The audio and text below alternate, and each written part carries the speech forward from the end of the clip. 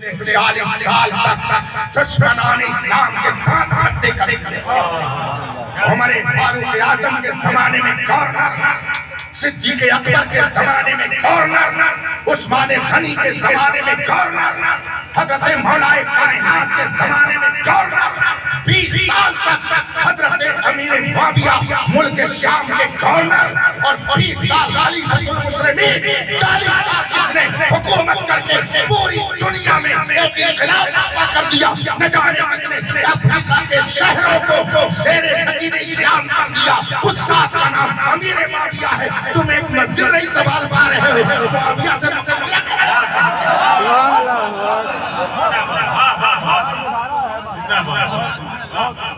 ये कयामत है, ये कयामत की निशानी है, कयामत की निशानी है कि जिनका एहसान है, जिनका एहसान है, उनका एहसान मानने के बजाय उनकी शान में गुस्ताखियां की जाए। तेरा खाए तेरा गाए तेरे गुलामों से उलझे बड़े बेहया खाने। देहाती कहावत बहुत अच्छी है, मैं देहातियों से वाकई प्यार करता, खास तौर से बड़े बूढ़े अगर मिल जाते हैं मुसलमान तो मैं कोशिश करता हूँ खुद ही इनको पहले सलाम करूं, इसलिए कि बूढ़ा आदमी अगर उससे कोई मौलाना सलाम कर ले तो बहुत खुश हो जाता है और दूसरों से कहता भी है भैया इतने बड़े मौलाना हो गए हमें सलाम किए रखे, अल्लाह उन्हें सलामत रखे। तो हम दुआ लेने के लिए सलाम पहले करते हैं, इसलिए कि फरमाया गया है कि बूढ़ा मुसलमान जब हाथ उठाकर रब की बारगाह में दुआ करता है तो अल्लाह फरिश्तों से कहता है इसके हाथ को खाली मत जाने देना, मुझे हया आती है कि इसका हाथ खाली चला जाए, इसलिए ये जो मांग रहा है इसको अता सुभान सुभान। तो देहाती कहते हैं कुछ ऐसे लोग होते हैं जो उन्हें पतरिम खाए वही में।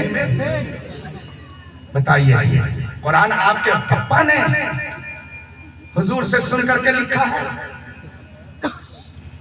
हदीस आपके दादा ने हुजूर से सुन करके लिखा है, ये कुरान ये हदीस ये हम तक अगर पहुंची है तो बताइए किसके जरिए पहुंची?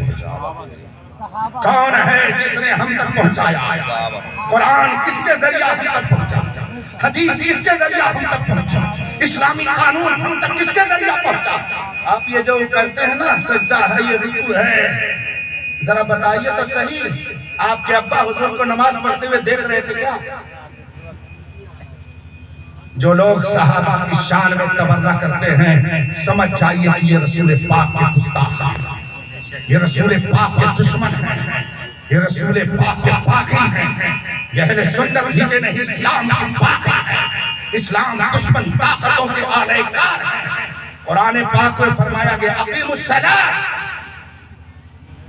नमाज कायम करो, नमाज कायम करो। हदीस को मत लीजिए, कुरान की इस आयत को सामने रख करके जरा आप नमाज पढ़ के दिखा दीजिए तो जाने कैसे नमाज पढ़ी जाएगी। आओ चलो सहाबा की बारगाह में, सहाबा की बारगाह में चलो। रसूल पाक सल्लल्लाहु अलैहि वसल्लम की तरफ से जब ये ऐलान हुआ अकीमुस सलाह, कुरान कहता है नमाज कायम करो, सहाबा आपस में सोचने लगे कैसे नमाज पढ़ी जाए, नमाज पढ़ने का क्या तरीका है।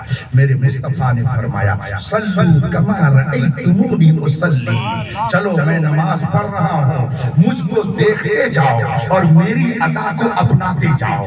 अगर मैं खड़ा रहूं तो तुम भी मेरे पीछे खड़े हो जाओ, और मैं हाथ उठाऊं तो तुम भी हाथ उठा लेना, मैं झुक जाऊं तुम भी झुक जाना, मैं सजदे में जाऊं तुम भी सजदे में जाना, मैं बैठ जाऊं तुम बैठ जाना, मैं सलाम फेरूं तुम सलाम फेरना, मैं जैसे जैसे करूं उसको तुम अपनाते जाओ। मैं ये अदाएं तुमको दिखाऊंगा, ये मेरी अदा होगी मगर तुम्हारे लिए रब की इबादत होगी। मेरी अदा ये रब की इबादत है। बताओ किसके बाप ने इन अदाओं को आप तक पहुंचाया है? सहाबा पर तबर्रा, सहाबा पर तबर्रा। अपनी आखिरत की फिक्र करो, जिनके जरिया आप तक इस्लाम पहुंचा है, वो सहाबा की मुकद्दस